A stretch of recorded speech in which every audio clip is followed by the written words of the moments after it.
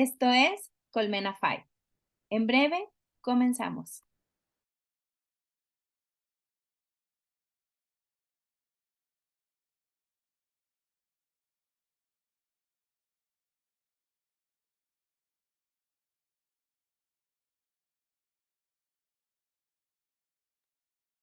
Bienvenidas y bienvenidos a Colmena 5, un espacio de reflexión sobre los buenos tratos a las infancias, creado para promover el bienestar de niñas, niños, adolescentes, jóvenes y sus familias. Yo soy Claudia Ávila Schlottfeld y quiero recordarles la invitación a seguirnos en nuestras redes sociales. Aquí en YouTube somos @América por la Infancia. Igual nos pueden encontrar y seguir como @América por la Infancia en Facebook y en Instagram. En Spotify, por favor, búsquennos como @colmenafy y denle seguir para que tengan cada jueves el recordatorio de los episodios que se van publicando semanalmente para este espacio reflexivo. Y finalmente les recuerdo la invitación que cada jueves les hago para revisar la oferta educativa que la Fundación ha creado para nosotros en academiafy.com.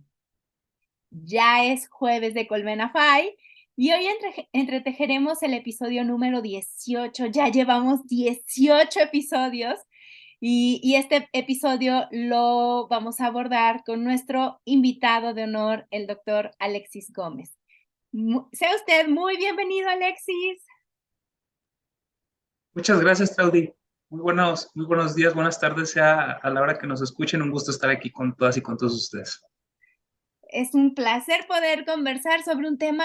No les he dicho el nombre de cuál es el título de nuestro episodio.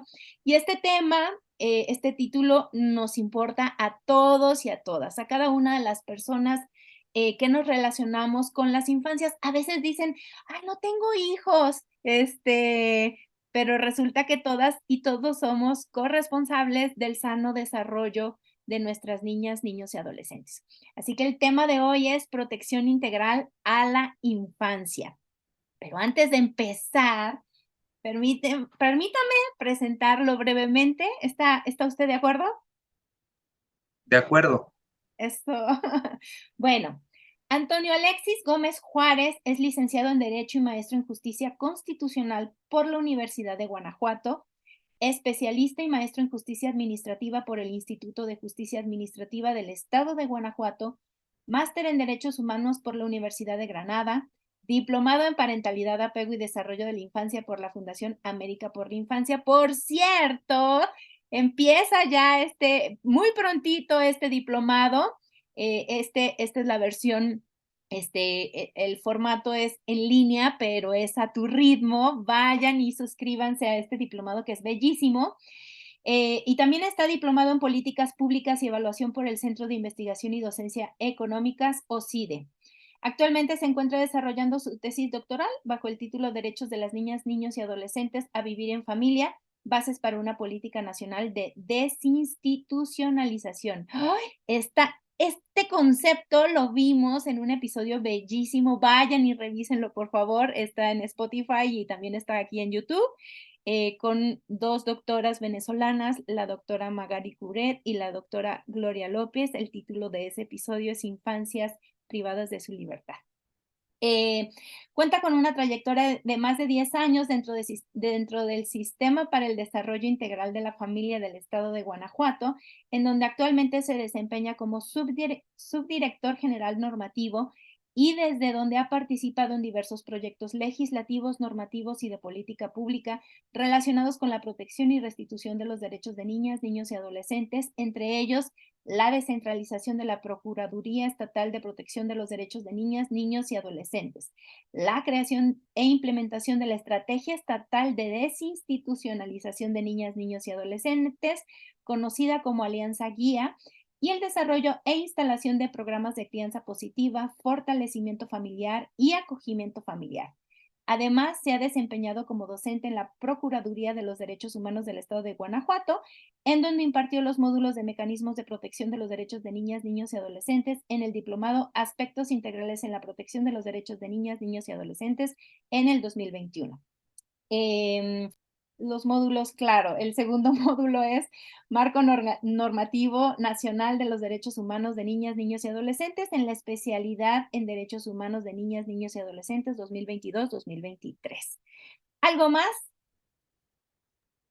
Muchas gracias, ¿no? Un gusto y agradecerte esta presentación, ¿no? Y además es papá. Sí, soy papá de tres hermosos niños, dos niñas y un niño. Y bueno, creo que ese es mi principal ocupación realmente, ¿no? Tratar de hacerlo mejor cada día y pues en este marco de derechos que el día de hoy nos rigen, ¿no? Desde hace ya algunos años. Y este marco de derechos, algunas veces nosotros, las personas pensamos que, y creo que, no creo, es un grave error no saber que las infancias, los niños, las niñas, los adolescentes, jóvenes, son personas y son sujetos de derechos, ¿cierto? Completamente, sí. Desde el 20 de noviembre de 1989 que se aprobó la Convención de los Derechos del Niño y particularmente desde su entrada en vigor al año siguiente, eh, jurídicamente, normativamente, las niñas, niños y adolescentes son sujetos de derechos. Y esto lo decimos mucho, es algo que tenemos muy instalado las personas que trabajamos en los sistemas de protección. Pero a veces creo que resulta una idea bastante nebulosa, ¿no? No nos queda del todo claro qué significa eso de que son sujetos de derechos. Digo, para entenderlo hay que leer la Convención de los Derechos del Niño y después de eso nos va a quedar un poquito más claro, pero en términos generales significa romper con paradigmas previos, ¿sí? Que, eh, que están muy instalados en nuestra comunidad, en nuestra sociedad, y que trataban a las niñas, niños y adolescentes de una manera distinta a lo que nos ordena jurídicamente la Convención de los Derechos del Niño. Y dijiste algo, paradigmas, romper con los paradigmas, en donde le doy a mi hijo porque soy buena gente, este trato asistencialista para que, por ejemplo, lo voy a educar y le doy una nalgada. ¿Por qué? Porque se lo merece, porque el paradigma es el paradigma de los malos tratos, la letra con sangre entra, si no le doy un golpecito, si no le doy su nalgada, en otros países, ¿cómo se dice? No me acuerdo cómo se dice en otros países la nalgada, pero este acto de pegarle a nuestros hijos para que entiendan, se van a convertir en personas eh, en delincuentes, por ejemplo. Estos son los paradigmas con los cuales tenemos que lidiar todavía, pese a una serie de legislaciones que se han ido gestando en los últimos, que será del 14 para acá, 7, 8, 9 años, ¿no? Sí, sí, sí. Eh, Te refieres a la Ley de Derechos de Niñas, Niños y Adolescentes, ¿no? Del 2014. Sí, es una ley, es una ley que, vamos a decir, aterriza a nivel nacional todos los postulados de la Convención de los Derechos del Niño, y no solamente de la Convención, sino de la interpretación que ha hecho el Comité de los Derechos del Niño a través de un conjunto muy amplio de observaciones generales y de informes finales que nos ha expedido, bueno, particularmente eh, a México. La Convención, perdón, la Ley de Derechos, la Ley General de Derechos de Niños y Adolescentes instala, debe insistir en jurídicamente, normativamente, es decir, en el deber ser, porque la realidad puede ser diferente, ahorita lo platicamos, el paradigma de o modelo de la protección integral, ¿no? Que es el paradigma que nace, que encuentra su formación más acabada en la Convención de los Derechos del Niño y que intenta sustituir, destruir primero y sustituir un paradigma previo, que es un paradigma de malos tratos, y que en la literatura jurídica se le conoce como el paradigma de la situación irregular, que tiene varias características que conviene distinguir para que cuando las veamos en pleno 2023 se nos prende un poquito rojo, ¿no? Una de esas características, pues es que las niñas, niños y adolescentes se les consideraba objetos de protección, que en términos generales significa una negación de su agencia social y de su agencia moral, ¿sí? Significa tratarlos como seres incapaces, seres completamente pasivos o receptivos, y por lo tanto sin necesidad de un espacio jurídico protegido para su libertad y autonomía, ¿no? Se caracteriza también este paradigma de la situación irregular por considerar a las niñas, niños y adolescentes como un asunto privado de las familias, ¿sí? Lo que tú hagas con tu hija o hijo en la vida familiar es asunto tuyo. Y aquí entra esto que tú muy bien decías. Pues yo puedo darle una nalgada, un pellizco, un jalón, gritarlo, maltratarlo. Y mientras no caiga en casos extremos, queda como un asunto completamente de la familia. Y el papel del Estado era un papel completamente, vamos a decir, reactivo y era una intervención residual.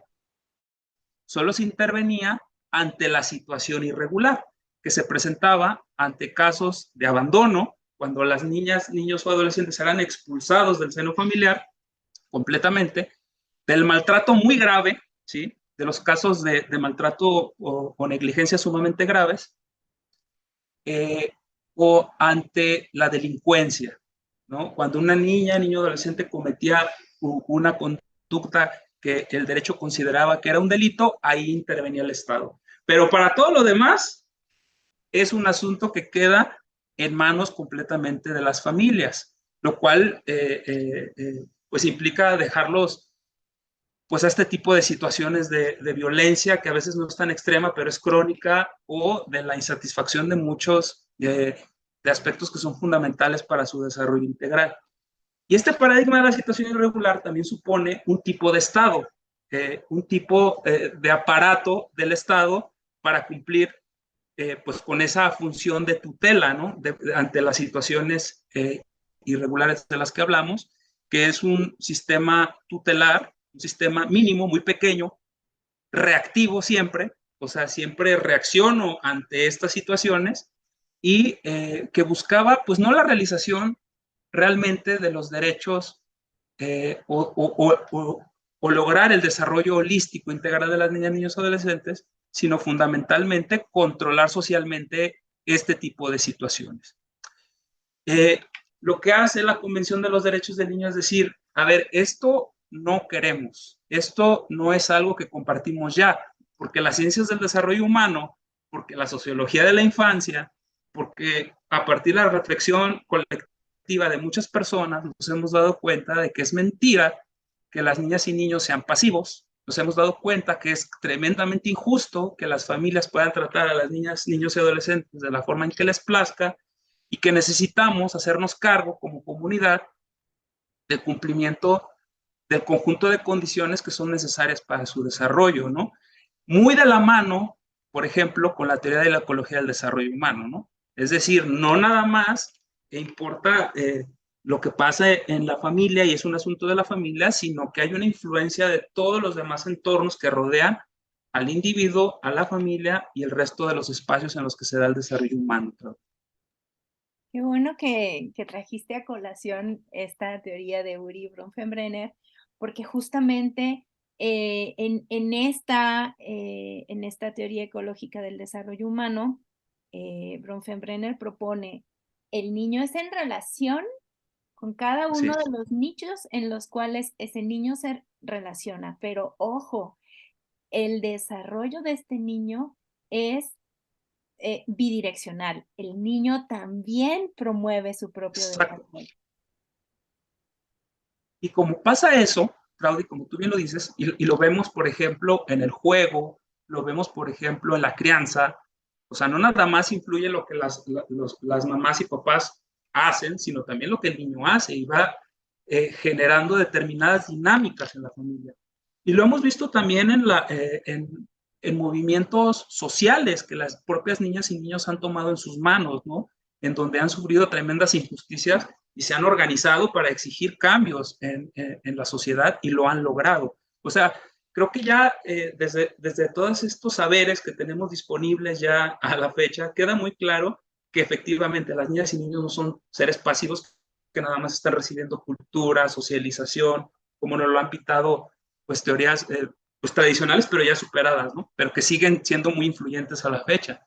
Y como tienen esta posibilidad de actuar en el mundo, necesitan un espacio jurídicamente protegido que se hace que la Convención de los Derechos del Niño lo hace a través de un conjunto de derechos, pero ya no son los tradicionales derechos de provisión y de protección que han tenido desde hace mucho más tiempo, desde las declaraciones previas a la Convención, ¿no? Del 24 y del 59. Por ejemplo, derecho a la alimentación, a la educación, a la salud, que son derechos que siguen teniendo, o derechos relativos a su protección, como protección contra el abandono, contra la violencia, contra el abuso sexual, etcétera, sino que se incorporan estos derechos, derechos de libertad y de autonomía, derechos ligados a su agencia social. Y si nosotros revisamos la Convención de los Derechos del Niño, vamos a encontrar libertad de pensamiento, de información, de conciencia, de religión, de asociación, el principio de autonomía progresiva, el derecho de inviolabilidad de su persona y de su domicilio, el derecho a la protección de sus datos personales, es decir, un montón de derechos que se insertan y que les dan un estatus igual que las personas adultas, un estatus jurídico igual que las personas adultas.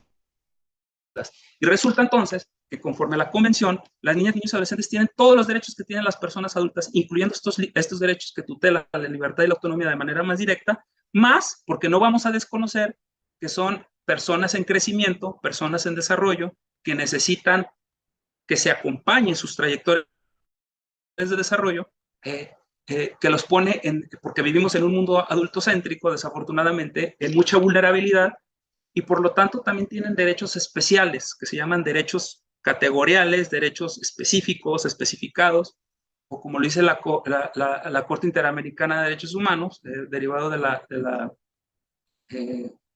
la Convención, medidas especiales de protección, ¿no? Que tratan de resguardar esa vulnerabilidad y de hacer accesible en un mundo adultocéntrico todos y cada uno de sus derechos. En la Convención de los Derechos del Niño también supone, Claudi, un Estado diferente, un órgano, una maquinaria del Estado distinta a la que teníamos antes, que era, decía yo, un aparato mínimo, un aparato reactivo y dedicado al control social, para pasar a un sistema de protección integral, ¿no? Que es algo mucho más exigente, complejo, ¿sí? Porque se tiene que hacer cargo de todo un conjunto muy amplio de derechos, con contenidos también muy complejos. Pensemos en el derecho a la salud, no es un derecho sencillo, implica servicios como la atención médica, la vacunación, lactancia materna, en fin, una pluralidad muy grande de componentes. También es un sistema multifacético, porque no solamente va a ser reactivo a la situación irregular de cuando el niño ha sido abandonado o fuertemente violentado, sino que va a partir desde la prevención, desde la protección ante los riesgos. Y sí, también la restitución de derechos y la reparación integral. Vamos a tener entonces dos grandes vertientes, ¿no? Lo que se conoce como protección integral universal y la protección especial. Y también un sistema de protección integral multinivel, que lo vamos a encontrar aquí en México, por ejemplo, a través de nuestros CIPINAS, sistemas de protección nacionales, estatales, municipales, igual con las procuradurías, y muy importante, un sistema de protección integral participativo, porque las niñas, niños y adolescentes ya no son objetos de protección, no son seres pasivos que nada más están esperando a recibir servicios y protección, sino que pueden actuar en el mundo y también en la protección y en la realización de sus derechos. Ay, este tema me encanta. Yo soy bióloga, pero por alguna razón estoy ahí metida justo en el CIPINA municipal aquí en donde vivo, como parte de la Comisión de Primera Infancia y, ay, es maravilloso. Dijiste algo a lo largo de tus 12 intervenciones y la primera que me gustaría destacar es este concepto, desinstitucionalización, que forma parte de lo que leímos de tu semblanza curricular, pero que lo asocio a esto que dices del cambio de paradigma de la función del Estado reactivo a un Estado que garantice la justicia restitutiva, es decir, ¿qué hay en el entorno? ¿Qué le falta a este niño, a esta niña o este adolescente? Y evitar que este niño sea castigado o violentado, sacándolo de un lugar para llevarlo a otro que lo pone en mayor vulnerabilidad. Entonces, esto, o sea, quería remarcarlo porque es importante para asociarlo a esta protección integral y a la protección especial de las infancias, ¿cierto? Sí, cierto, Claudia. De hecho, la institucionalización, esta privación de la libertad que se hace de los niños con fines de protección, que es la que realiza el propio Estado la mayoría de las veces para protegerlos, es muy típica del antiguo paradigma, del de la situación irregular. Y es, vamos a decir, su medida predilecta. Surge un problema, el niño ha sido abandonado, lo tomo y lo meto a una institución, ¿no? El niño ha delinquido, ha cometido un delito. Sí, decía yo que cuando el niño delinque, igual que cuando es abandonado o cuando es gravemente violentado, lo que se hace es que se le toma y se le priva de la libertad. Es decir, la institucionalización es una medida privilegiada en el sistema, en el paradigma anterior, ¿no? El paradigma de la situación irregular, que también se le llama modelo o paradigma minorista privatista, ¿no? Porque se hablaba de menores y se pensaba que eran un asunto preponderantemente de la responsabilidad de las familias. Eh, ya bajo la vigencia de la Convención de los Derechos del Niño, la institucionalización está terminantemente prohibida. Lo que está permitido es el acogimiento residencial como medida de último recurso por el menor tiempo posible y con altos estándares de calidad, ¿no? Pero ya la privación de la libertad de niñas y niños ya no es una respuesta, vamos a decir, sistemática, no puede ser una respuesta sistemática ni privilegiada del Estado. ¿Por qué? Porque debe de hacerse cargo el Estado, pues, de los factores que determinan y que impulsan a que se cometan o que pasen este tipo de situaciones, ¿no? El paradigma, perdón, de la protección integral supone amplias políticas sociales. Eso es muy importante y es distinto al paradigma previo. Supone hacerse cargo de las situaciones que causan que una niña, niño, adolescente se quede sin el cuidado de su familia por cualquier razón. Sabemos que, por ejemplo, lo que sucede en la región, en México no es la excepción, es que la pobreza es un factor muy importante que influye en que niñas, niños y adolescentes pierdan sus cuidados parentales, ¿no? Ante una situación de pobreza que ocasionaba esto, el paradigma previo tomaba al niño y a la institución. En el paradigma nuevo no es así, es ver qué está pasando, qué está sucediendo, cómo yo despliego políticas para erradicar la pobreza, para mejorar las capacidades de la familia, para cumplir sus funciones y privilegiar otras medidas de cuidado alternativo distintas al ingreso a instituciones, ¿no? Mm, Voy a tomar aquí este concepto del Estado, asociándolo a esto que nos dices de las políticas públicas y retomando el tema del CIPINA, este Sistema de Protección Nacional de Protección Integral de Niñas, Niños y Adolescentes. Casi nadie en mi entorno cercano sabe que es bueno, ni siquiera que sepa, no sabe que existe, no sabe que hay una ley general, esta de la que nos hablabas, la Ley General de Derechos de Niñas, Niños y Adolescentes, y este carácter de ser ley general significa que aplica para cada uno de los 3 niveles que existen en nuestro gobierno en México, ¿cierto? Pero, ¿qué es el CIPINA? ¿Por qué nace el CIPINA? Ya nos has dado un buen relato de por qué es necesario hablar de la protección integral. Ya nos dijiste qué es la protección integral, pero ¿nos podrías decir por qué está el CIPINA? ¿Qué estrategia nacional y estatal tiene el CIPINA? ¿Hay una ruta para atender a las infancias? Cuéntanos un poco de esto, por favor. Con gusto, Claudia. A ver, el CIPINA o Sistema de Protección Integral de los Derechos de Niñas, Niños y Adolescentes tiene dos grandes acepciones que a veces contribuyen mucho como a la confusión y que no quede tan claro. Significa, por un lado, en términos muy básicos, el conjunto de mecanismos, ¿sí?, de cualquier tipo, normativos, administrativos, presupuestales, programáticos, servicios, autoridades, de lo que se te ocurra, de lo que se nos ocurra, que sean necesarios para llevar los derechos de la normatividad a la factualidad, es decir, del papel a la realidad, ¿sí?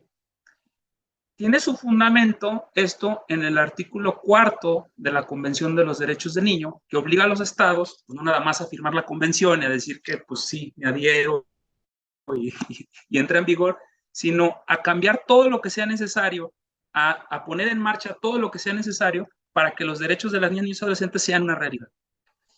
En un sentido más restringido, se conoce aquí en México al CIPINA como el órgano responsable de regir o de establecer cuál es la política pública o el conjunto de políticas públicas para garantizar los derechos de niñas, niños y adolescentes.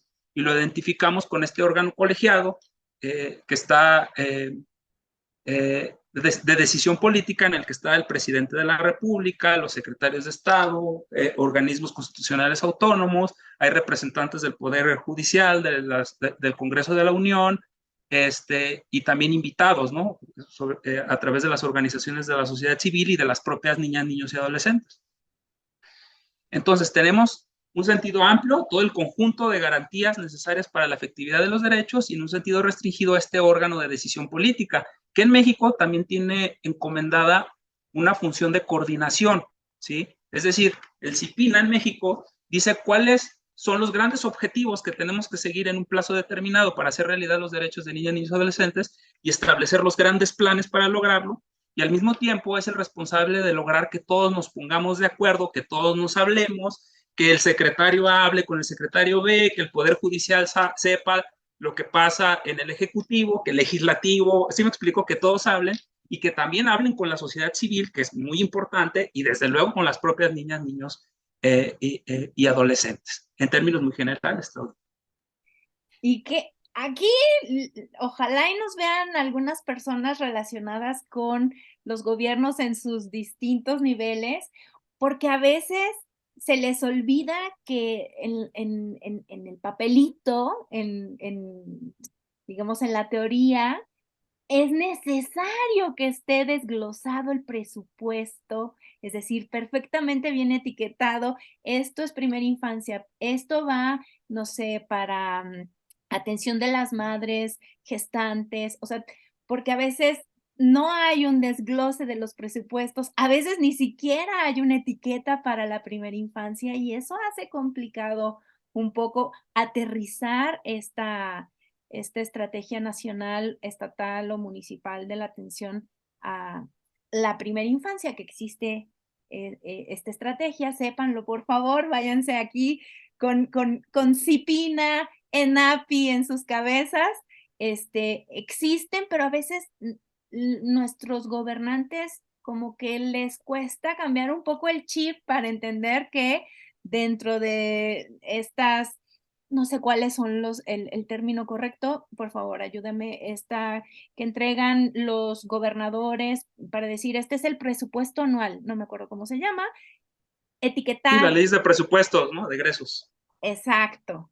Entonces, Sí, sí, completamente. O sea, de hecho yo pienso que uno de los, así, si me dijeras, ¿cuál es uno del gran reto para hacer realidad la convención y la ley general? Yo diría que son los presupuestos, sin lugar a dudas. Todo lo demás se va movilizando de forma un poco más rápida, pero en cuanto a presupuestos existe como una resistencia muy grande a mover las cosas, ¿no? Tenemos este problema de que hay como cierta inercia en los presupuestos, siempre son más o menos iguales y querer quitarle una cosa para priorizar otra se convierte en un tema muy complicado.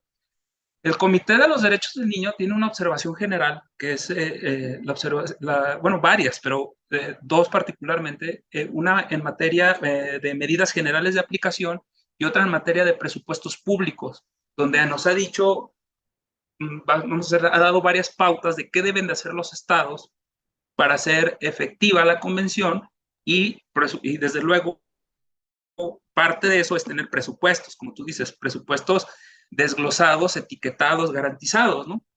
Un papel importante que tiene el CIPINA es crear los programas, ¿no? El programa nacional, por ejemplo, el sistema nacional es competente para aprobar el PRONAPINA, el Programa Nacional de Protección de Derechos de Niñas, Niños y Adolescentes.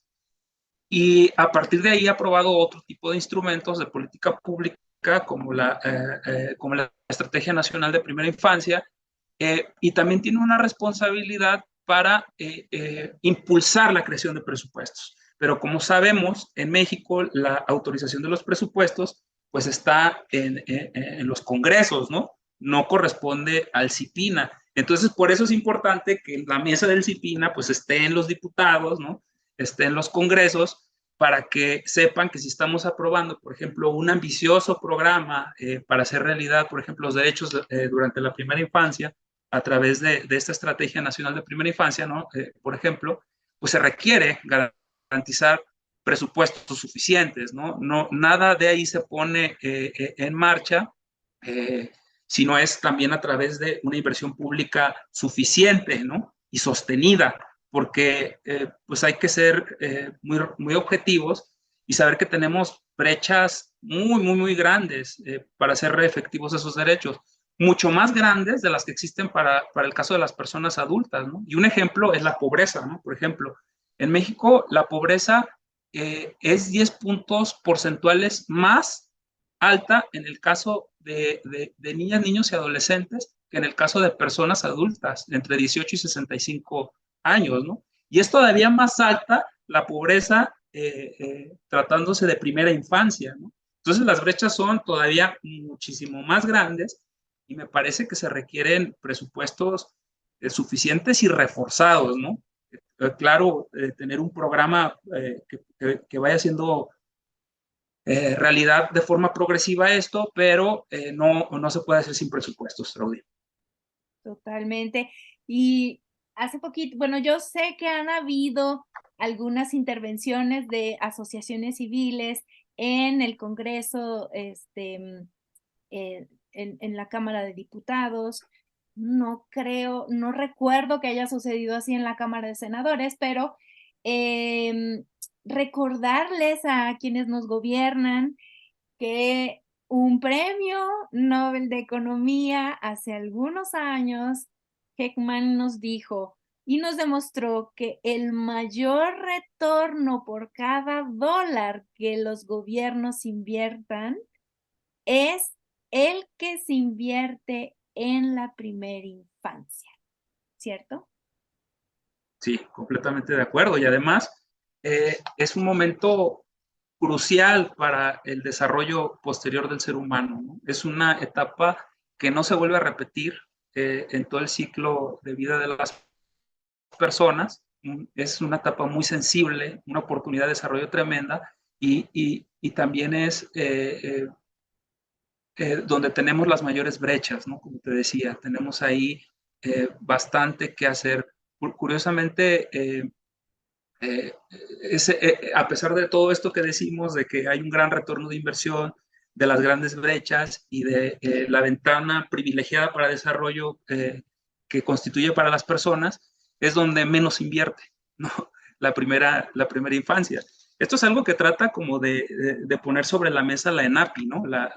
Esta Estrategia Nacional de la Primera Infancia, eh, reconoce la ENAPI esto, ¿no? La ENAPI es un instrumento de política pública. Eso también es importante precisarlo porque fíjate que cuando hablamos de la convención, de la ley general, de instrumentos de política pública, a veces nos perdemos y creemos que estamos describiendo la realidad y no estamos describiendo la realidad, estamos diciendo hacia dónde debemos de llegar, hacia dónde debemos de transitar. Para que cambie la realidad hay que cambiar cosas, incluyendo los presupuestos, ¿no? Eso es muy importante. Entonces la ENAPI reconoce esto de lo que hablamos, ¿no?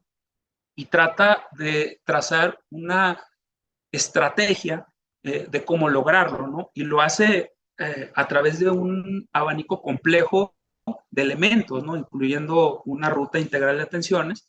Y me parece que la ANAPI es un muy buen ejemplo de lo que constituye una actuación del Estado en un en el nuevo paradigma de protección integral. Si nosotros vemos la NAPI, es un instrumento muy complejo que, no solo, que incluye una ruta integral de atenciones, que son básicamente una lista de 29 servicios garantizados o que deberían de ser garantizados por el Estado para toda niña o niño menor de 6 años, distinguiéndolo por momento del desarrollo, ¿no?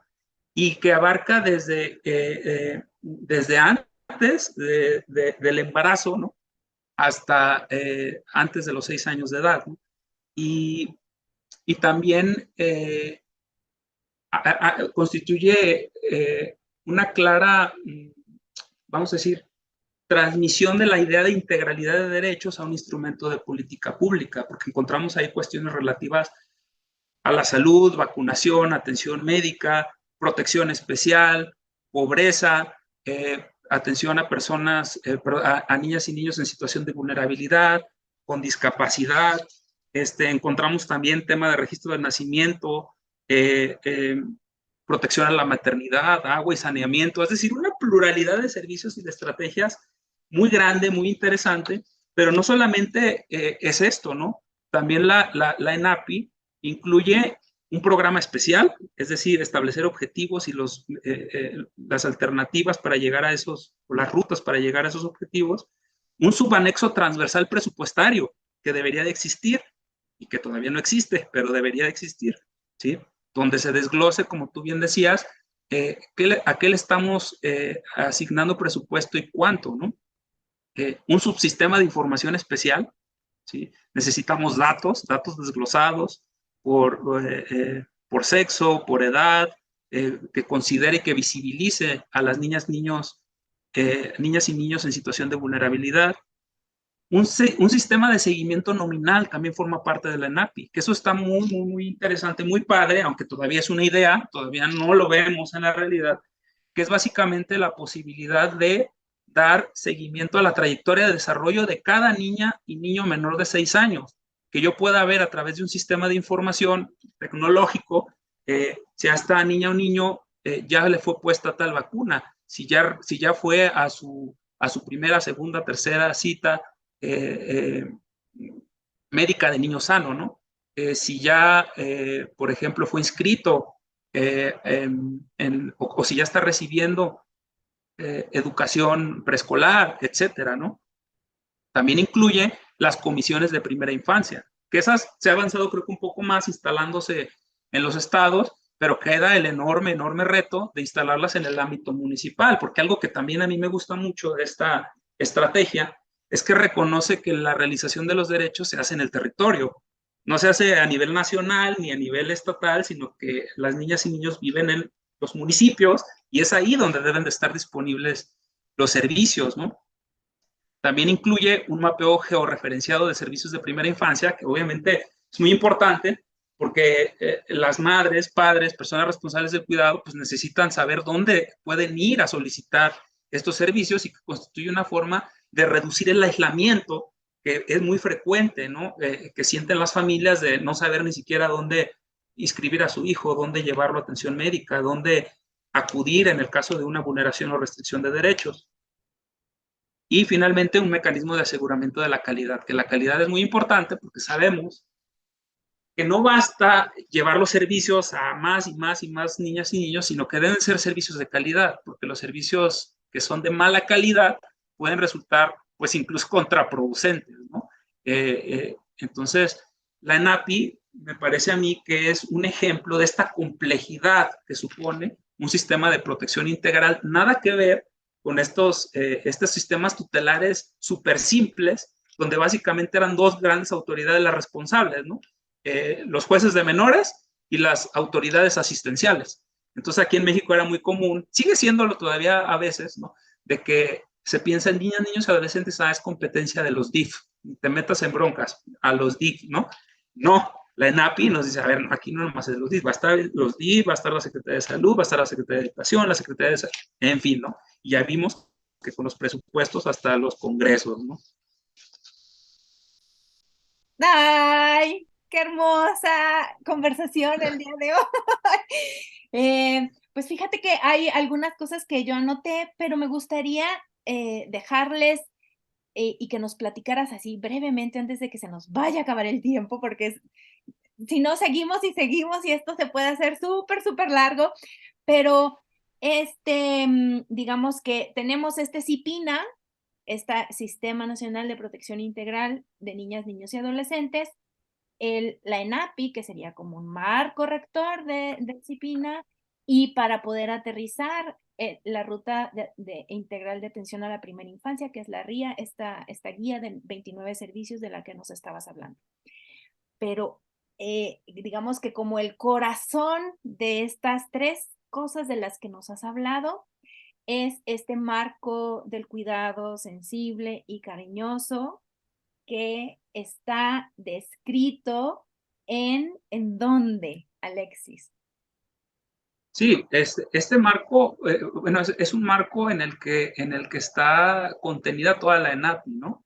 O sea, se considera que es el marco amplio conceptual que mejor puede darle soporte a esta estrategia, y pues me parece que lo que hace es reconocer algo que es fundamental, ¿no? La importancia que tiene eh, los vínculos que se forman entre las niñas y niños y las personas que son responsables de su cuidado, ¿no?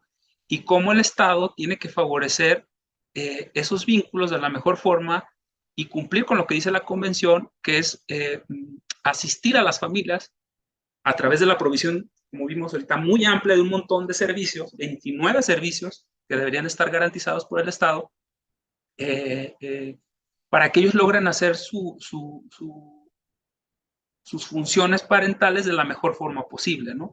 Que tiene que ver con, mucho que ver con todo esto que es el fortalecimiento familiar, que tiene que ver con la crianza positiva, que tiene que ver con el desarrollo de competencias y habilidades parentales, pues para lograr privilegiar la salud mental de las niñas y niños en un periodo tan sensible, ¿no?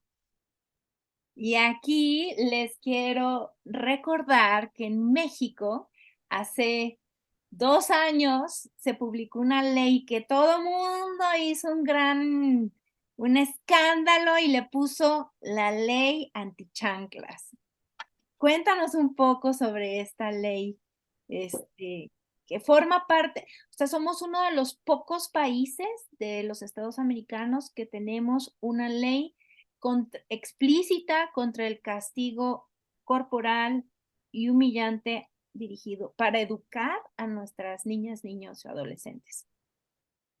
Sí, bueno, el castigo corporal o sea, está prohibido desde la convención, ¿no? Desde el 89, nada más que tardamos mucho, mucho, mucho en aterrizarlo en nuestra legislación nacional, que ese es uno de los problemas, pues que también sigue teniendo la convención, que a veces no se compatibilizan normas del derecho interno, que a veces están en nuestra propia constitución, en leyes generales, federales, locales, a veces están en reglamentos, ¿no? Que contradicen lo que dice la convención, ¿no? Entonces, en materia de castigo corporal, de hecho, hay observaciones generales también del Comité de los Derechos del Niño. Si no mal recuerdo, son la 8 y la 14 las que hablan de la prohibición del castigo corporal y de todas las formas de violencia en contra de niñas, niños y adolescentes. Y a partir de esos contenidos, lo que ha pasado en México es que se han ido armonizando sobre todo los códigos civiles, ¿no? Recientemente pasó con el Código Civil a nivel federal, ¿no? Donde se pone explícitamente, también se ha puesto en la ley, en las leyes de derechos de niñas, niños y adolescentes, tanto general como la de los estados, pues la prohibición del castigo corporal, ¿no? Y humillante, de forma explícita. A veces esto tampoco basta, porque recuerdo el año antepasado, si no mal recuerdo, la Suprema Corte de Justicia la Suprema Corte de Justicia de la Nación de nuestro país tuvo que ocuparse del tema, ¿sí?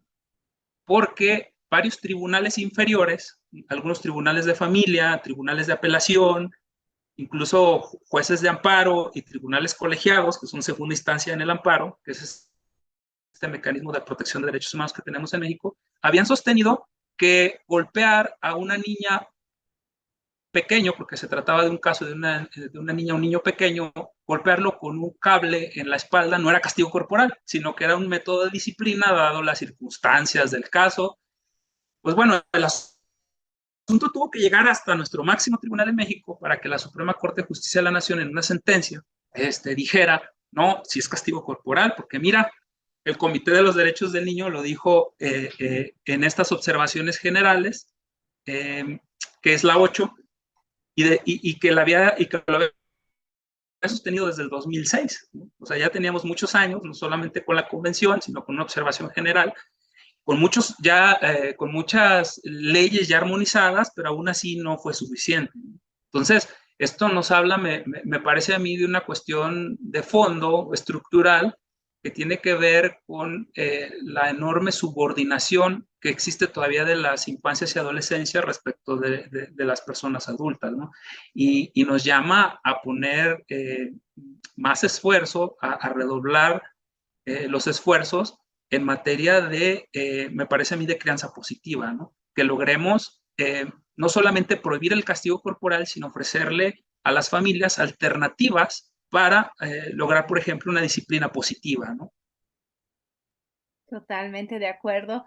Falta mucho por hacer, pero no bajemos la energía de nuestras pilas, más bien que sea la oportunidad para que ningún otro niño o niña tenga que sufrir a manos de sus cuidadores, pues un latigazo o un jalón de orejas o gritos, abusos de cualquier tipo, porque las infancias se lo merecen, son personas sujetas de derechos. No es asistencialismo. Los niños y las niñas no son de nuestra propiedad, no son objetos. Entonces, como nosotras y nosotras, las personas adultas, los niños, las infancias se merecen un trato digno y respetuoso. Entonces, me gustaría solo decirles, por si no se enteraron, pero algunas comisiones municipales y a nivel del estado, hace poquito hicimos un ejercicio con las infancias, esta primera infancia en los jardines infantiles o kinder que existen en algunos municipios, para preguntarles a los niños y a las niñas de entre 3 y 5 años cómo viven eh, su vida, quiénes son sus referentes, cómo pasaron la pandemia, si son maltratados, si viven el acoso escolar. Y uno pensaría, pues, ¿qué podrían opinar estos niños y qué cosas tan interesantes nos cuentan las infancias, un poco para devolverles este protagonismo que les hemos ido quitando, y que ojalá esta opinión de niñas, niños y adolescentes termine o tenga un impacto positivo en estas políticas públicas, sensibilizando a las personas que se supone que son responsables de garantizar los derechos de las infancias, como son todas estas figuras gubernamentales de justicia que nos mencionaste en este caso de este niño o niña, no recuerdo, y que sigamos haciendo esfuerzos para proteger de manera integral a nuestros niños, niñas y adolescentes en nuestro país y en el mundo. Fabuloso, Traudy, fabuloso, fabuloso. O sea, por eso la participación infantil es uno de los pilares de la convención, porque o sea, la participación busca ser un motor de la transformación, ¿no? De la cultura que tenemos. No podemos cambiar la cultura solamente escuchándonos entre personas adultas, ¿sí? Un componente fundamental de la dignidad de las personas es no ser instrumentalizadas. Y como vivimos en una sociedad donde tenemos que recibir normas que nos limitan, pues la forma en la que tenemos para garantizar no ser instrumentalizados es participar en la creación de esas normas, ¿sí? A las niñas y niños, todavía bajo estas ideas de que son incapaces, se les ha excluido de la democracia, ¿sí? De este juego de la construcción de las decisiones colectivas que nos gobiernan a todas y todos, ¿no? Claro, desde una visión muy minimalista de la democracia. Claro, las niñas y niños no votan, que podremos cuestionar si deberían o no deberían de votar, pero la democracia es mucho más amplia que eso, es participar, es formar parte de la deliberación pública, ¿no? Y esto que ustedes hacen de escuchar, de recoger sus inquietudes y de irlas incorporando al debate público es fundamental para ir transformando este mundo adultocéntrico que tenemos, ¿no? El mundo no va a cambiar nada más dialogando entre expertos y entre personas adultas. Necesitamos incorporarlos ellos a la deliberación democrática. Entonces, eso también es parte del nuevo paradigma que impone la Convención de los Derechos del Niño, porque hay que recordar que uno de los derechos más importantes es el de participación, el derecho a recibir información, de formarse una opinión propia, de ser escuchado y de que eso que nos dicen tenga alguna incidencia en el mundo real. Así es, pues con esa última participación en este bloque de este episodio, nos quedamos. Ay, me encantaría seguir platicando, pero yo creo que no nos terminarían de escuchar. Ojalá haya una siguiente oportunidad de conversar con usted y vámonos al segundo bloque de Colmena Five. Habló usted sobre varias cosas referentes a leyes, legislaciones, marcos rectores, estrategias, pero destacó usted crianza positiva, en donde madres, padres o personas adultas cuidadoras podemos ir a reflexionar, a aprender. ¿Hay algún material que sirva para este fin que nos recomiende?